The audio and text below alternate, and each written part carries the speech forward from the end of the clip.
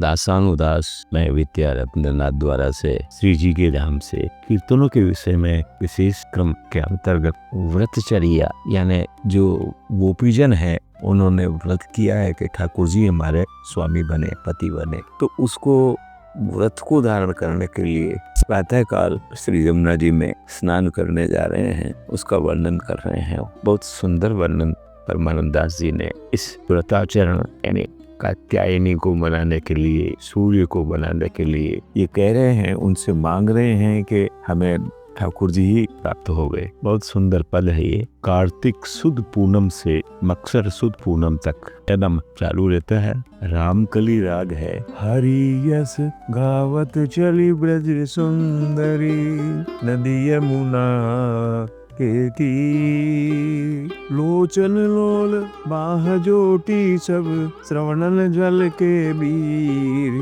पैनी शिथिल चारु कांधे पर कटि पर अंबर लाल, हाथन लिए फूलन की डलिया उर्मुक्ता मणिमाल, जल प्रवेश करी मंजनी मंजनी लागी प्रथम हेम के माल, ऐसे प्रीतम होए नंद सुत तप ठान्यो ये आस, तब ले चीर हरे नंद नंदन चढ़ी कदम की डार, परमानंद प्रभु वर देवे को उद्यम कियो है मुरार। ठाकुर जी ने यानी मुरारी ने प्रयास किया है कि वो उनको वर देने के लिए, गोपीजनों को वर देने के लिए, वरदान देने के लिए ये प्रयास किया है। कदम्ब की डाल पे यानी वृक्ष की डाली पे विराज गए हैं और उनके वस्त्र ले लिए हैं, चीर यानी वस्त्र हरण कर लिए हैं नंद नंदन ने। अब क्या कहना चाह रहे हैं कि हरि यस गावत चली ब्रज सुंदरी नदी यमुना के तीर। ठाकुर जी की प्रभु की महिमा के यश को गाने के लिए यमुना जी के किनारे किनारे चल रहे हैं वो व्रजांगनाएं, गोपीजन, राजकुमारियां कह दो, प्रभु के गुण गाती प्रातःकाल श्री यमुना जी के किनारे व्रत पालन हेतु जा रही है। चंचल नेत्र है, बाहें ऊंची की हुई है, उत्साह स्पष्ट दिख रहा है, खुली हुई चोटें है, कंधे तक आ रही है, कमर में लाल वस्त्र है, हाथों में फूलों की ललिया है, हृदय पर मोतियों और मणियों की माला है, जल में प्रवेश कर कुल्ले कर रही है। कार्तिक माह के प्रथम ने ही व्रत हेतु स्नान तप किया है, प्रभु ही हमारे प्रीतम होवे, इसीलिए इस व्रत का निश्चय किया। प्रभु ने वस्त्र हरण किए और कदम पर चढ़ गए। परमानंद दास जी कहते हैं कि ऐसे प्रभु वरदान देने के लिए प्रयास कर रहे हैं। बहुत सुंदर पद। यानी व्रत जो है वो फल को देता है, व्रत नहीं है तो कोई फल नहीं होता है। इसी व्रतचर्या के अंतर्गत दूसरा पद है, बिलावल राग में है, सूर श्याम की छाप से अलंकृत है। बसन हरे सब कदम चढ़ाए, सोरह सहस्र गोप कन्यानी के अंग आभूषण सहित चुराहे, नीलांबर पटांबर सारी, श्वेत पीत चुनरी अरुणाए, अति विस्तार दीप तरु नामे, ले जहाँ तहाँ लटकाए, मणि आभरण डार डारन प्रति, देखत छवि मन ही अटकाए, सूर श्याम ज्योति न व्रत पूरन, को फल डारन कदम फराए, कदम बसन हरे सब कदम चढ़ाए। प्रभु ने गोपियों के वस्त्र हर लिए और कदम पर चढ़ गए हैं। उन्होंने 16,000 गोप कन्याओं के, प्रजांगनाओं के आभूषणों को चुराए हैं।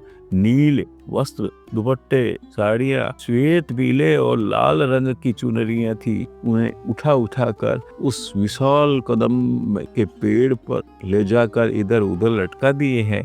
मणिमय आभूषणों को डाल डाल पर मनमोहक छवि से लटकाया है। आभूषण ऐसे लगते थे मानो सूरदास जी के प्रभु ने युवतों के व्रत को युवतियों के वजांगनाओं के व्रत को पूर्ण करने के लिए उन व्रतों के फलों को कदम्ब की डालियों पर फलित कर दिया है। बहुत सुंदर भाव। मूल बात क्या कहना चाह रहे हैं, किसी भी जीव को, किसी भी वैष्णव को, किसी भी भक्त को प्रभु को पाना है, उस आनंद को पाना है, जो अखंड आनंद है उसको पाना है, तो व्रत करना जरूरी है।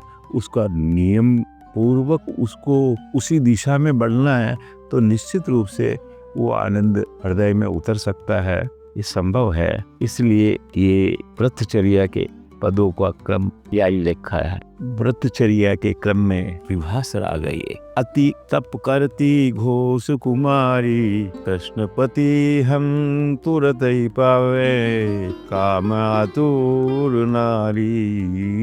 नैन मूंद दी दरस कारण, श्रवण शब्द विचारी, भुजा जोरती अंक भरी हरी, ध्यान उर अंकवारी। शरद ग्रीष्म लरती नहीं, करती तप तनु गारी। सूर प्रभु सर्वज्ञ स्वामी है, देख लीजे नारी। अति तप करती घोष कुमारी। ब्रजांगनाएं बहुत तपस्या कर रही है। हम विरहाग्नि पीड़ित स्त्रियां कृष्ण को पति रूप में तुरंत प्राप्त करें। वे कानों से कृष्ण के शब्दों को सुनने के विचार से और उनका दर्शन पाने के लिए अपने नेत्र मूंद लेती है। हरि को आलिंगन करने के लिए वे अपनी भुजाएं फैलाती है। उनके अंग हृदय में ध्यान लगाए रहती है। वे सर्दी गर्मी से नहीं डरती है, घोर तपस्या करती है। उन्होंने अपने शरीर को गला दिया है। सूरदास जी कह रहे हैं कि ऐसे प्रभु सब कुछ जानने वाले हैं, सबके स्वामी हैं। नारियों को इस प्रकार तपस्या करते देखकर प्रसन्न हो गए हैं। इस प्रकार से विभास राग का सूरदास जी का रचित ये पद व्रतचर्या के अंतर्गत गाया जाता है।